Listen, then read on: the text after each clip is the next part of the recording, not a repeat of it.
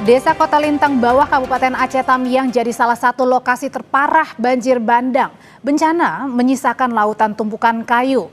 Tak hanya itu, warga juga menemukan akar pohon sawit. Jurnalis Kompas TV Dipo Nurbahagia dan juru kamera Heri Ardi mendengar langsung tangis dan kesaksian warga, termasuk saksi mata yang bertahan di atas tumpukan kayu saat banjir bandang terjadi. Gambar yang Anda lihat adalah tumpukan kayu, saudara, yang ada di mungkin pesisir ataupun bantaran Sungai Tamiang yang terbawa oleh banjir bandang, dan tentu ini sedikit banyak atau mungkin bahkan banyak sekali menghancurkan rumah warga. Saya akan coba berbincang dengan salah satu warga yang masih bertahan tinggal di bantaran Sungai Tamiang. Ada apa Bang? Ada akses untuk kami ke sana aja? Bisa. Tapi kami belum ada bantuan, kami nggak ada jaringan HP, internet nggak ada. Kami cari di mana ada internet, mana ada akses HP. Dapat 2 titik kami telepon keluarga untuk kirim apa yang bisa dimakan. Karena kami sayang anak-anak. Ya. Kalau kami lapar nggak apa-apa, yang penting anak-anak kecil ini. Karena kami dari pertama banjir, kalau dibilang kenapa kalian nggak ngungsi, karena kami dihantam air. Nggak ada. Yang disyukuri adalah masih diberikan keselamatan. Kalau dibilang 100% Kota Lintang Bawah ini hangus semua, nggak ada tersisa. Itu mata pencarian orang ini di sini hilang. Tahu kayu ini datangnya dari mana? Kalau nggak salah kayu ini dari Sungai Lescan entah mana, pokoknya dia lanjut semua kemari Om. Kalau ke sana sebagian nggak banyak kan, tapi kalau di sini memang banyak sekali ya. Rata. Itu abang itu orang asli. Bisa Om tanya ini kayu Om, karena ya nggak apa-apa. Kita akan coba masuk lebih ke dalam ya, saudara, untuk melihat situasi rumah mertua saya. Bayi di estafet pakai ember. Ada 3 bayi kami estafet. Sampai situ itu dengan tem kayu semua, kami panik semua. Akhirnya kami beranikan diri, air makin naik, di sini kami. Tidur di sini di pinggir jalan. Abang tidur di sini? Iya, semua satu keluarga, ada 7 kepala keluarga di sini tidur. Saya ingin tunjukkan dulu ya, itu yang pertama, itu rumah abang ya, sudah hancur. Dan abang ketika banjir dan kayu-kayu ini datang, tidur di sini? Iya, di ampar-amparan ini Bang. Ini Bang, ampar-amparan ini. Ini rame nih. Bertahan hidup kami Bang, 3 hari 3 malam nggak makan. Abang tahu kayu ini datang dari mana? Dari pucuk gunung Om, dari Aceh Tenggara sana, Gayo Luas ya. Gayo Luas, longsoran berarti ya? Ya mungkin dia banjir bandang dari sana kemari. Karena apa mungkin tebangan? Enggak, ini memang dari hutan kemari. Oke, dari hutan ke sini ya. Tapi memang sebanyak ini ya. Nah, karena kayunya enggak gini aja Om, ada akar-akar pohon juga. Udah hanyut ke sana, udah ketimpa-timpa, nggak tahu kita. Akar pohon semua, pohon sawit. Pohon apa aja lah. Kita doakan yang terbaik ya Bang ya. Mudah-mudahan bantuan segera datang. Makasih Bang Mansa. Itu saudara perbincangan saya dengan saksi mata yang bertahan di atas tumpukan kayu di tengah banjir bandang yang terjadi di Aceh Tamiang. Sekali lagi kita berharap bahwa bantuan dari pemerintah, entah itu perbaikan jalan, pembersihan kayu-kayu, termasuk juga logistik, makan dan minum, dan juga air bersih, obat-obatan juga di dalamnya, untuk bisa segera datang ke sini dan membantu warga kita yang kesusahan. Saya Dipo Nurbahagia dan juga Heri Ardi melaporkan langsung dari Kota Lintang, Aceh Tamiang. Sebelumnya temuan tumpukan kayu juga ditemukan di Bandang Desa Garoga, Tapanuli Selatan, Sumatera Utara, yang merupakan desa paling terdampak. Gelondongan kayu-kayu ini merupakan kayu berumur cukup lama dan dipotong menggunakan gergaji.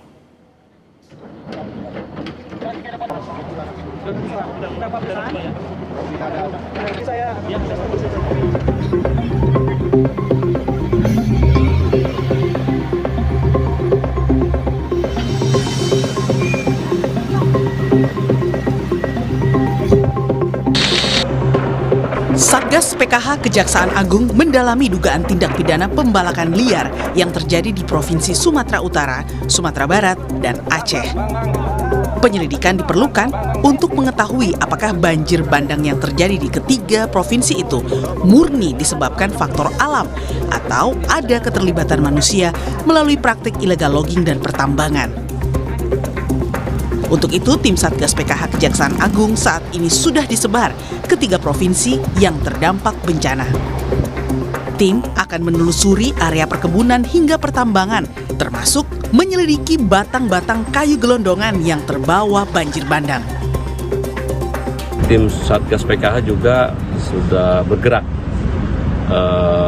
mendatangi beberapa lokasi yang diduga adanya perbuatan-perbuatan yang merusak lingkungan hidup sehingga rusaknya ekosistem.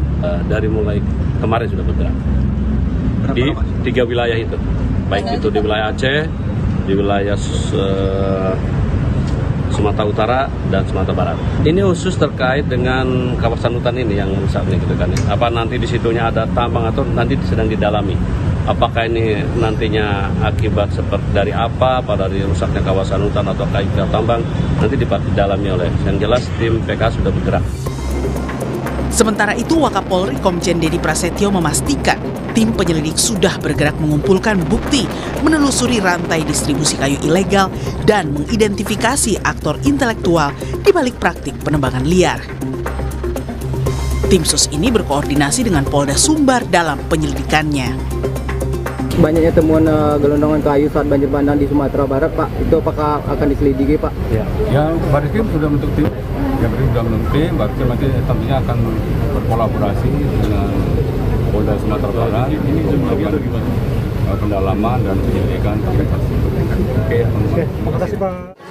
Kalau terkait nanti akan kita lakukan penyelidikan, apakah betul bahwa barang-barang atau kayu yang terbawa oleh air tadi betul hasil pembelakan seperti itu, akan kita lakukan penyelidikan lebih lanjut. Sepekan lebih pasca bencana, tumpukan kayu gelondongan masih memenuhi kawasan terdampak di sejumlah kabupaten kota di Provinsi Sumatera Barat. Di Kota Padang bahkan, tumpukan kayu gelondongan hanyut hingga ke laut dan memenuhi bibir pantai Parkit di Kelurahan Air Tawar Barat, Kecamatan Padang Utara, Kota Padang. Tim Liputan Kompas TV. Satgas PKH sudah turun ke 3 wilayah bencana mengusut penyebab kerusakan hutan. Lalu siapa di balik kayu-kayu gelondongan yang menghancurkan permukiman warga?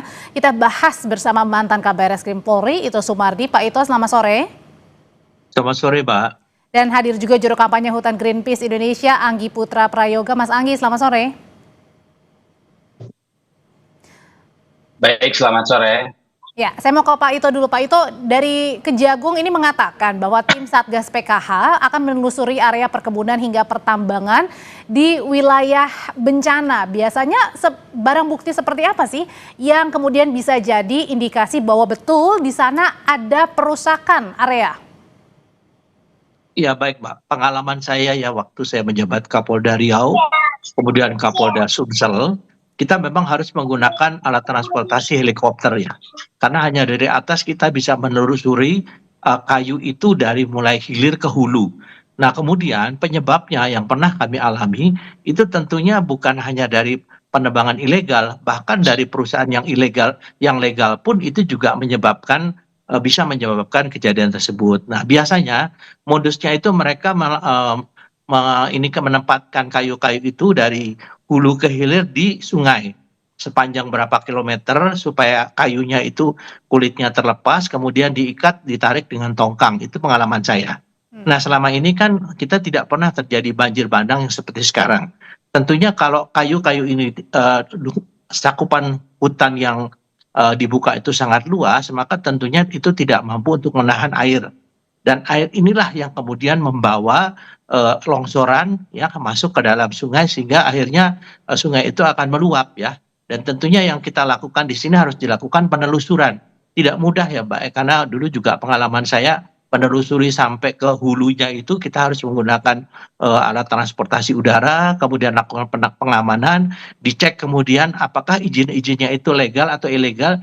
Bahkan yang legal pun juga itu juga sebagai penyebab ya kayu-kayu itu yang bisa akhirnya menyebabkan terjadinya banjir ya, karena mereka menempatkannya di sungai-sungai ya. Dalam kayu-kayu ini sebenarnya digunakan untuk apa sih?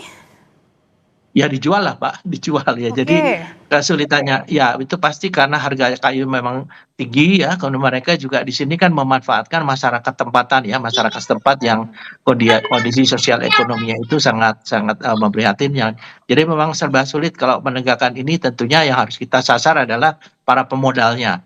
baik yang itu legal maupun yang ilegal. Nah, di sini harus dilakukan kembali masalah melakukan penelitian kembali izin-izin ini apakah memang harus diteruskan atau tidak, apakah memenuhi persyaratan atau tidak, karena biasanya mereka itu memperluas sendiri ya untuk area yang diizinkan. Nah, ini tentunya menjadi bahan bagi para penegak hukum, terutama baik kepolisian, mungkin juga dengan kejaksaan dan instansi kehutanan untuk bisa melihat apakah izin ini memang yang diberikan sesuai dengan ketentuan atau tidak, karena izin dikeluarkan harus ada perizinan dari Kementerian Lingkungan Hidup ya, maupun dari Kementerian Kehutanan.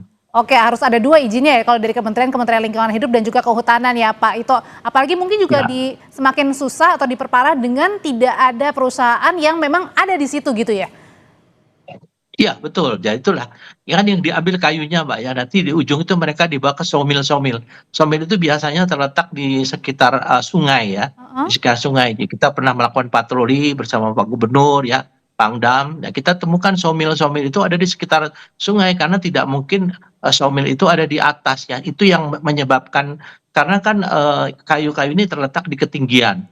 Kemudian mereka diluncurkan dengan seperti rel masuk ke dalam sungai, didiamkan sampai dengan kulitnya terlepas, diikat, kemudian ditarik dengan tongkang masuk ke tempat sawmill. Nah, disinilah pusatnya, kita harus melihat penyelidikannya harus dari hilir sawmill-nya, kemudian dari hulunya adalah di mana tebangan kayu tersebut. Ini juga saya tentunya dulu pernah melibatkan juga dari jaringan-jaringan teman-teman dari yang lingkungan hidup ya, Jika Lahari dan sebagainya. Ini juga penting untuk melakukan pengawasan dan bagaimana kita bisa mengetahui penyebab daripada penebangan ilegal tersebut, Mbak. Dari pandangan Greenpeace sendiri, Mas Anggi, kalau tadi Pak Ito bilang ada mulai dari hulu ke hilir, ada mulai dari kayu yang ditebang, kemudian dipisahkan, kemudian dibawa sampai diperuntukkan baik itu untuk perusahaan legal maupun ilegal. Pertanyaannya, hanya perusahaan itu sendiri yang melakukan atau ada banyak orang nih di belakangnya, ada backing mungkin?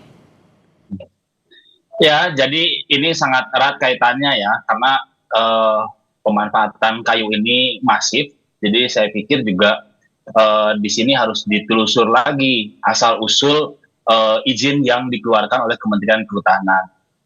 Jadi ini bukan, saya sepakat bahwa ini bukan bicara soal legal dan ilegal, tetapi tepat atau tidak tepat ketika pemanfaatan hutan itu diberikan untuk mengeksploitasi hutan-hutan yang tersisa di Sumatera Utara. Nah, ada banyak hal sebetulnya yang harus dilakukan untuk mengetahui kayu-kayu ini berasal dari mana. Yang pertama memang harus dilakukan audit dan investigasi apa saja yang dikeluarkan oleh Kementerian Kehutanan. Hal ini dalam kaitannya izin kepada siapa di lokasi-lokasi yang memang berada di tengarai begitu ya, di areal-areal hulu das, termasuk juga konsesi-konsesi yang memang sudah diberikan kepada perusahaan-perusahaan, baik itu secara legal ataupun tidak. Jadi saya pikir yang pertama harus dilakukan adalah lakukan investigasi dan audit kepada Kementerian Kehutanan untuk mengetahui semua jenis kayu dan misteri kayu ini berasal dari mana. Pertanyaan berikutnya adalah kalau misalnya tadi kan pasti kejadian seperti ini bukan 1 tahun 2 tahun belakangan ya Pak Ito dan juga Mas Anggi, begitu pasti ada sebelum-sebelumnya. Nah pertanyaannya, apakah benar jangan-jangan ada orang besar, jangan-jangan ada backing? Lalu siapa kemudian yang harus bertanggung jawab nih dari awal sampai sekarang, akhirnya pada saat banjir bandang dan longsor ini kayu-kayu semuanya terbawa? Usai jeda nanti Bapak-Bapak akan menjawab, tetap bersama kami di Kompas Petang. Oke, pertanyaan sebelumnya yang perlu dijawab juga oleh Pak Ito dan juga Mas Anggi adalah gimana caranya ini menentukan dan tahu siapa orang besar di balik peristiwa kayu gelondongan yang kemudian terbawa pada saat banjir bandang dan juga longsor, Pak Ito. Kan nggak mungkin hanya 1-2 tahun belakangan terjadi, pasti sudah lama terjadinya. Gimana caranya bisa tracking ke belakang ini? Ya, saya kira mungkin pada saat saya tahun 2005 Kapolda Riau, Mbak, itu sudah terjadi, cuma tidak sampai terjadi banjir bandang. Karena kerusakan hutannya masih kecil dan kita harus pertama memetakan dulu daerah kerusakan hutan yang kemudian mengalir kepada pusat terjadinya banjir bandang. Nah dari sana kemudian kita bersama-sama dengan kementerian terkait menginventarisir, tadi sampaikan Mas Anggi, siapa perusahaan di daerah situ yang mendapatkan izin. Setelah itu kita lihat, kan bisa lihat dari area yang diberikan izin dengan yang tidak diberikan izin ya. Nah di sana kita bisa menentukan mana perusahaan yang legal, mana perusahaan yang ilegal ya atau penembangan yang ilegal.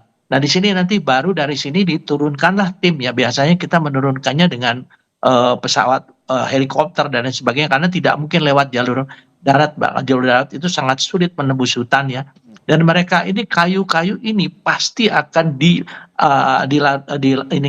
ditempatkan di sungai ya, aliran sungai. Karena dengan cara itulah mereka akan membawa kayu-kayu ini ke tempat syomil. Nah sekarang untuk membuktikan apakah kayu ini berasal dari tebangan atau merupakan kayu alam, ini tentunya kita lihat saja dari hasil chainsaw-nya ya, pemotongan kayu-kayu ini yang biasanya yang berasal dari perusahaan itu adalah ada bekas dipotong. Tapi kalau yang dari alam kan tidak ada bekas-bekas dipotong. Ini saya kira mungkin tim yang di hilir ini harus bisa menginventarisir, dan biasanya kayu-kayu dari perusahaan yang legal ini diberikan nomor, Mbak, diberikan nomor. Itu kalau Ini ada yang mungkin temuan nomor, ada juga tadi bekas temuan gergaji juga di kayu-kayu gelondongannya. Pertanyaannya kalau begitu seharusnya tidak sulit untuk mengetahui dan meminta pertanggungjawaban perusahaan-perusahaan legal maupun ilegal itu, Pak Ito?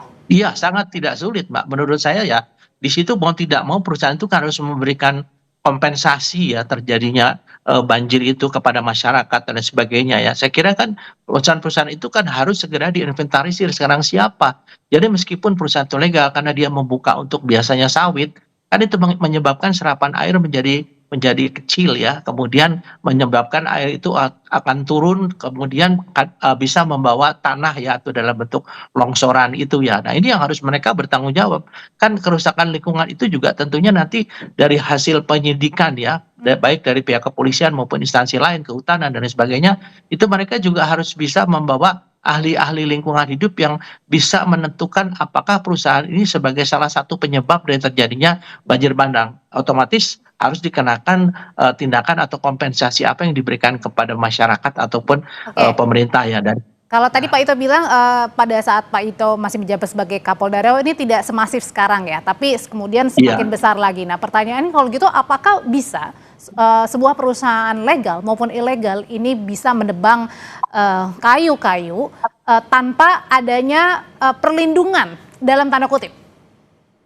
Ya itu kan ada persyaratannya, Mbak. Nanti kita lihat apakah yang diizinkan oleh kementerian ini juga adalah sesuai dengan perhitungan daripada ekologi ya, atau daripada dampak terhadap lingkungannya. Karena kita juga tidak hanya melihat daripada pemerintah daerah yang memberikan izin, tapi kementerian ini pun akan kita lihat ya, apakah kementerian ini juga hanya sekedar memberikan izin tanpa memperhitungkan persyaratan-persyaratan kemungkinan terjadinya bencana alam ataupun terjadinya seperti sekarang banjir bandang dan longsoran atau tidak. Nah, ini tentunya nanti harus secara Satgas ini harus secara bersama-sama ya, kolaboratif dengan kementerian-kementerian lain sehingga bisa diusut dari mulai perizinan. Kemudian pelaksanaan perizinan itu yang biasanya pengalaman saya diberikan izin misalnya membuka lahan 100 hektar. Kemudian mereka membuka lahan sampai 300 hektar. Kita tahulah pengusaha besar yang akhir-akhir ini terkena permasalahan itu dengan kebun sawit dan lain sebagainya. Nah ini dampaknya adalah sekarang ini, Mbak ya. Kalau dari Kejagung sendiri membentuk Satgas Penertiban Hutan, ada juga dari Polri yang membentuk tim investigasi mengusut kayu gelondongan. Pertanyaan berikutnya, Mas Anggi, apakah perlu ini untuk benar-benar mengetahui, mengusut tuntas sampai ke akarnya, perlu menggandeng pihak luar yang kompeten dan independen? Ya, saya pikir sangat penting ya. Di sini ada keterlibatan dari Kejagung, juga termasuk juga KPK. Karena kalau kita telusur lagi, sebetulnya ini tidak akan lepas dari kinerja Kementerian Kehutanan dalam mengeluarkan izin-izin. Ada banyak sekali skema-skema yang dikeluarkan oleh Kementerian Kehutanan dalam konteks mengeksploitasi hutan. Bisa dalam bentuk pemanfaatan hutan, bisa dalam bentuk penggunaan kawasan hutan, bisa dalam bentuk juga pelepasan kawasan hutan. Saya pikir juga ini bisa jadi ya, bisa jadi ini ada kaitannya dengan upaya-upaya Kementerian Kehutanan melepaskan kawasan hutan untuk kelompok-kelompok tertentu untuk perkebunan kelapa sawit ya, di mana itu aktivitas yang dilakukan adalah mengeksploitasi hutan, kemudian mengubah tutupan hutan yang tadinya hutan menjadi bukan hutan. Bisa dilakukan dengan cara land clearing ataupun kemudian kemudian dibangun perkebunan kelapa sawit. Jadi sangat penting untuk membentuk atau menggandeng lembaga independen ya, untuk menelusuri sebetulnya dari mana asal usul atau misteri kayu ini berasal. Nah, tapi secara hukum sebetulnya ada mandatori yang dikeluarkan begitu ya, kebijakan-kebijakan yang berlaku saat ini, yaitu dengan barcode. Jadi kalau kita lihat kayu-kayu tidak ada barcode, berarti sebetulnya itu bisa dikatakan kayu ilegal. Karena bagaimanapun kayu-kayu itu di bawah dari otoritas Kementerian Kehutanan. Kementerian Kehutanan seharusnya tahu kayu-kayu ini berasal dari mana dan dengan mudah sebetulnya menelusur kayu itu dari mana. Tapi sayangnya memang kenapa ini menjadi penting lembaga independen untuk terlibat di sini adalah untuk menjaga integritas dari hasil investigasi dan audit penelusuran kayu-kayu gelondongan ini. Artinya kalau tidak melibatkan tim independen, Pak Ito, mungkin saja ini bisa mandek di tengah jalan nih. Pengalaman saya, Pak, ini kan sudah mendapatkan perhatian dari DPR ya. Kita ingat Ibu Titik Prabowo kan menyampaikan ini betul-betul harus dilakukan secara all out. Jadi betul dikatakan Mas Angga tadi ya, bahwa kita juga harus mengevaluasi kembali meskipun ada izin yang dikeluarkan kepada perusahaan misalnya kelapa sawit ataupun pertambangan yang legal, tapi kalau ini hasil analisa dampak lingkungan penyebab daripada banjir bandang saat ini, tentunya harus dievaluasi kembali. Apakah itu harus dicabut, harus dikembalikan fungsinya menjadi fungsi hutan melalui program reboisasi dan sebagainya ya. Saya kira kalau pelibatan tim independen itu juga bagus untuk mengontrol. Nah, di sini tim independen saya kira kan DPR juga memiliki satu kewenangan ya untuk melakukan satu pengawasan. Jadi saya kira tidak perlu melibatkan tim independen dari luar ya, ataupun dari, saya kira mereka kejaksaan, kepolisian, kejaksaan, KPK, kehutanan, mereka profesional. Yang penting ada pengawasan, ada pertanggungjawaban, akuntabilitas apa yang dilakukan oleh mereka kepada pemerintah sehingga kejadian ini tidak terjadi lagi ke depannya. Demikian, Mbak. Sudah kami tangkap pesannya. Terima kasih Pak Ito. Mas Anggi, terima kasih. Selamat sore. Selamat sore, Mbak.